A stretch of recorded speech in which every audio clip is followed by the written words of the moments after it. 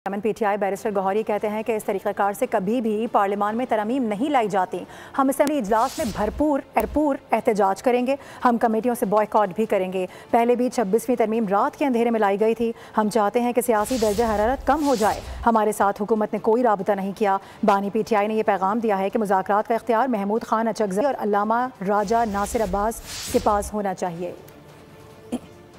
इस किस्म के और इस तरीक़ेकार से कभी भी पार्लियामानों में आईनी तरामीम नहीं हुआ करती। हमारी वही पॉलिसी है, पहले एहतजाज भी करेंगे, बाहर भी आएंगे, अपनी असम्बली भी बाहर वो करेंगे और हमारा वही फैसला है कि हम शिरकत नहीं करेंगे इनकी जो कमेटीज़ है उनकी हेयरिंग में। पहले भी 26 तरमीम इस तरह रात के अंधेरे में आया और लोगों को तब पता चला जब एक वर्शन लीक हो गया। नहीं, ना हमारे साथ राबिता हुआ, ना हमारे साथ कोई मुसव्विदा शेयर हुआ। इसमें कैसे टेम्परेचर कूल डाउन हो। खान साहब ने कल मैसेज दिया है कि जी ये इख्तियार अचकज़ई साहब के पास है और अल्लामा राजा नासिर साहब के पास है।